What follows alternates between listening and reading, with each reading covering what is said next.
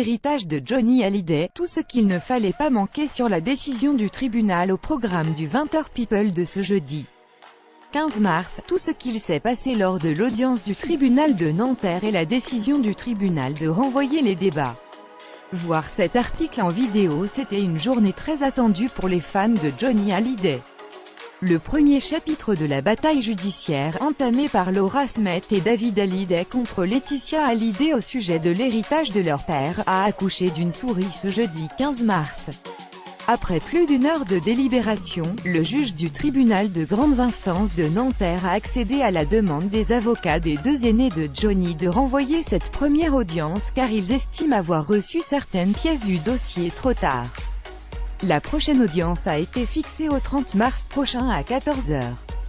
Les défenseurs de Laetitia Hallyday devront transmettre toutes les pièces du dossier aux avocats de Laura et David au plus tard le 19 mars, notamment l'acte de nomination du trust aux États-Unis traduit en français. Ardavan Amir Aslani, l'avocat de Laetitia Hallyday, ne s'attendait pas à un tel dénouement lors de ce premier rendez-vous avec la justice dans ce dossier comme il a certifié à la fin de l'audience. Je regrette profondément cette décision parce que j'aurais voulu qu'aujourd'hui, dans cette audience, la vérité puisse être dite.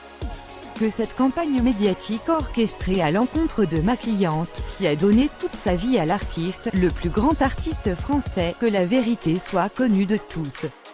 Je ne lésinerai devant aucun moyen de droit afin de faire respecter les dernières volontés du plus grand artiste français. Une révélation sur l'album posthume pendant les débats entre les avocats des différentes parties. Celui de Laetitia Hallyday a fait une mise au point cinglante sur le nom de famille de sa cliente. Laetitia s'appelle Hallyday, a rappelé Maître Ardavan Amir Aslani. Il n'a pas apprécié d'entendre la partie adversaire nommer la veuve de Johnny par son nom de jeune fille, en l'appelant Boudou. Vous lui déniez jusqu'à son nom, vous effacez 23 ans de vie commune. Lors de cette première audience, on a également appris le nombre exact de chansons qui composeront l'album posthume de Johnny Hallyday.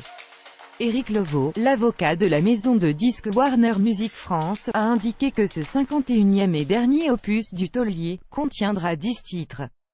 Selon les informations de Closer, la playlist sera constituée de 9 chansons et d'un titre instrumental. 39 commentaires. Commentez, partagez cet article, partagé sur Facebook sur le même sujet. L'actualité closermag.fr dans votre boîte mail. Inscription newsletter. Vous êtes bien inscrit à la newsletter avec l'adresse. Je souhaite aussi recevoir les bons plans des partenaires du site conformément à la loi numéro 78/17 du 6 janvier 1978 relative à l'informatique, aux fichiers et aux libertés. Vous disposez d'un droit d'accès et de rectification des données à caractère personnel vous concernant. Pour l'exercer ou en savoir plus, cliquez ici.